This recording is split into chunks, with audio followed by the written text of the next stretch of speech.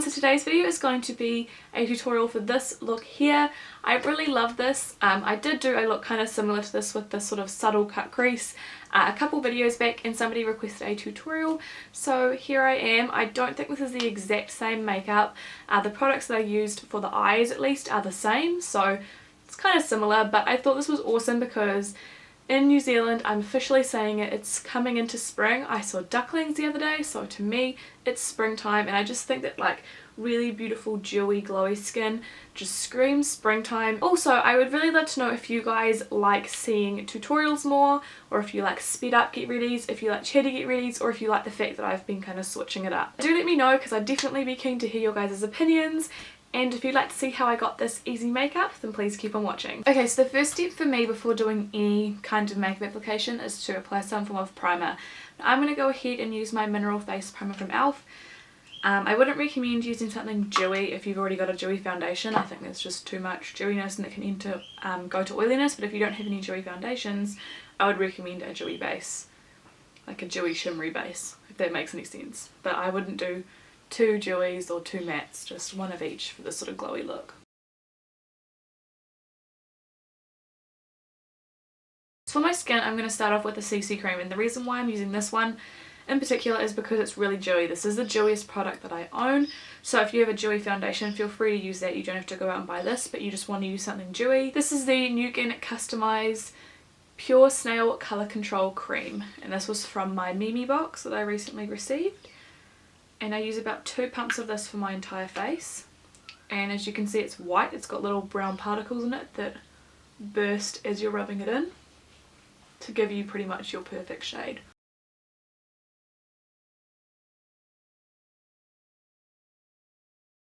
Now that that's on, I'm going to just apply a little bit of concealer. Now with a dewy finish, for me, dewy equals medium coverage. It doesn't equal full completely concealed coverage, but if that's what you want, you can do that. I'm just probably going to conceal my bigger redder blemishes and my under eyes, and to do that I'm going to use 2 different products. For my blemishes I'm going to be using my MAC Pro Correcting Conceal palette, and I'm going to be using this colour here, which is NC15, and I might just mix in a little bit of NC20. And for my under eyes I'm going to be using my Collection Lasting Perfection Concealer in 1 Fair to both conceal and highlight that area.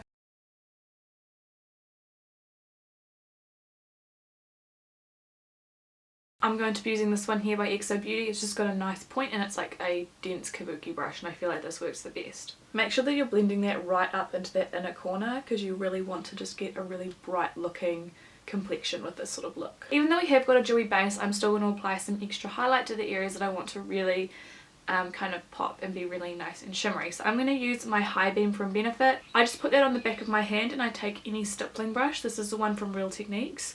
Just get some of that onto the bristles, and then I just place that up my cheekbone and just blend it in.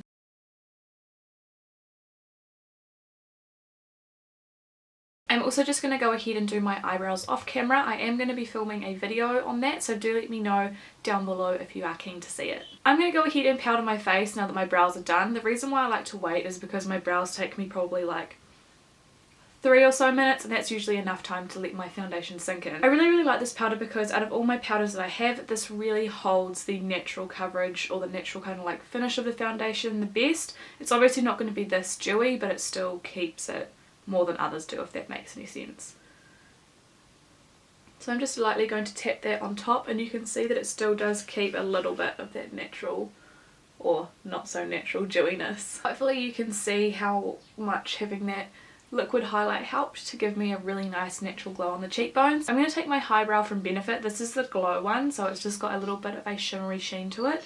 And I'm just going to apply this directly underneath the arch of my brow. Depends on your eyebrow shape really, but I like to apply it kind of after the straight of my brow. And then I just like to pat that out and just blend it down with my fingers. So for this look I'm actually going to kind of go against the face, and I'm going to go for a matte eye look. Now I'm going to use MAC eyeshadows today, but you can use whatever you like. This is a Z palette and I've just depotted these from my old MAC pots, so if you want to see how to do that, definitely just YouTube it. There are like thousands of videos out there. So firstly I'm just going to pick up Vanilla by MAC. This is just a really nice kind of bone colour.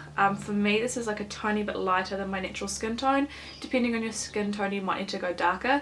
I just want to brighten up my lid but it's kind of muting my lid out, but it's also brightening it up. So as I said, if you're darker, you might need to go for a darker shade so that it doesn't look so stark.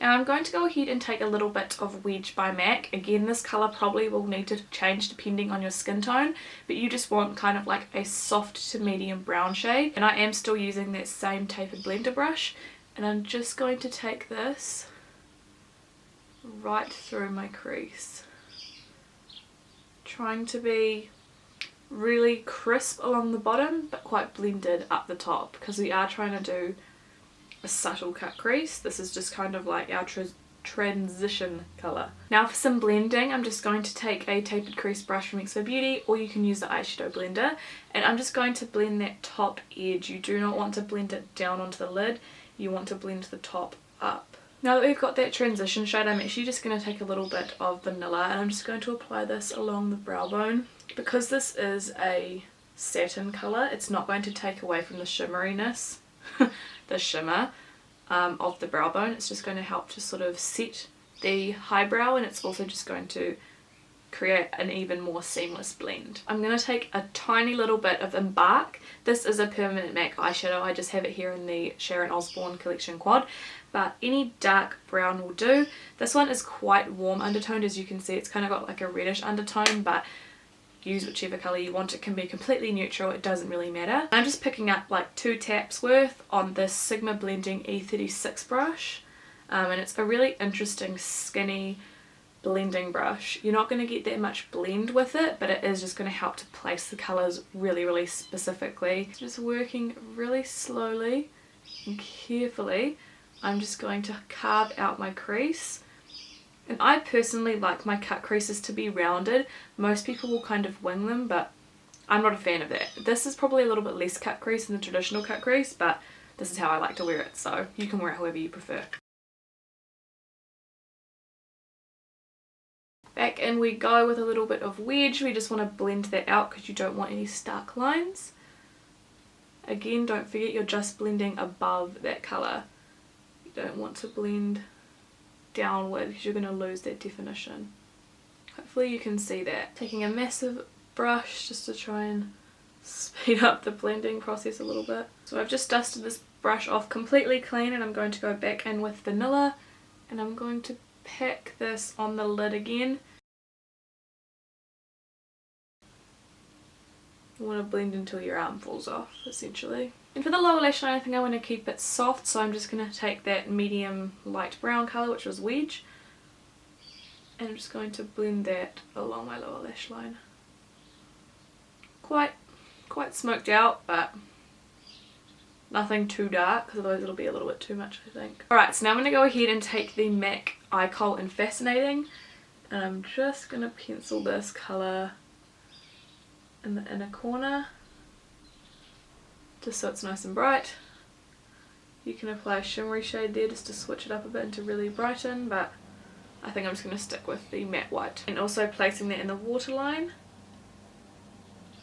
Again, depending on your skin tone or your preferences, you can totally use a chromographic pencil or like a skin coloured pencil instead. I don't know if you can really see how much that like opens up your eyes, but yeah, it really like makes them like huge. And then of course it's time for mascara, and also for lashes. I think some really nice piecey kind of spiky lashes would look great with a cut crease, but personally I'm not going to go with lashes. I think my natural lashes are looking pretty good lately, so I'm just going to rock those. So for cheeks, I'm just going to go for a pink cheek. I just love pink blush. This one is Cheeky Bugger from the Kelly Osbourne collection. It is sold out, but I'm sure MAC will have like a billion similar colours. Just up the cheekbone, and I'm using my blush brush by Real Techniques to apply it. And as always, we need some highlights. I'm just going to take a little bit of Lightscapade. As I said, I've already got the kind of glow from within, but I just want a little bit more. I'm just applying this to my cheekbones because, as I said, this is a dewy makeup, so I feel like if I apply it anywhere else, while it looks good at the start, the more it wears, the more overall shiny I get. So I prefer to just use it on the high points of my cheeks because I don't really get oily there anyway. And the finishing touch for this would probably be a pretty neutral lipstick, like maybe something like Lovelorn by MAC or Cream Cup or Angel, but I'm feeling a little bit bright today, so I'm going to go ahead and use my purple lipstick from the Kelly Osbourne collection. It's called Dodgy Girl and it's a matte, but as I said, I think this would be perfectly topped off with a little bit of a nude or neutral lip.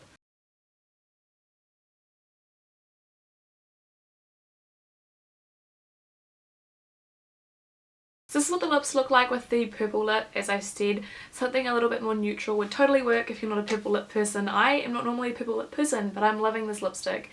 And I think I'm going to be brave enough to wear it out of the house, which is awesome. Thank you guys so much for watching this tutorial. I really hope that you enjoyed. I tried to keep this as concise and to the point as possible, which is why I decided to do a tutorial instead of a chatty get ready. But just let me know what you thought of it, because I would really be interested to hear. And if you'd wear this look, it's kind of, I think it's very spring appropriate, and it's totally wearable any season, but the whole like glowiness and I don't know, very subtle I feel. Don't forget to give me a thumbs up if you like this video, and I will see you all next time. Bye!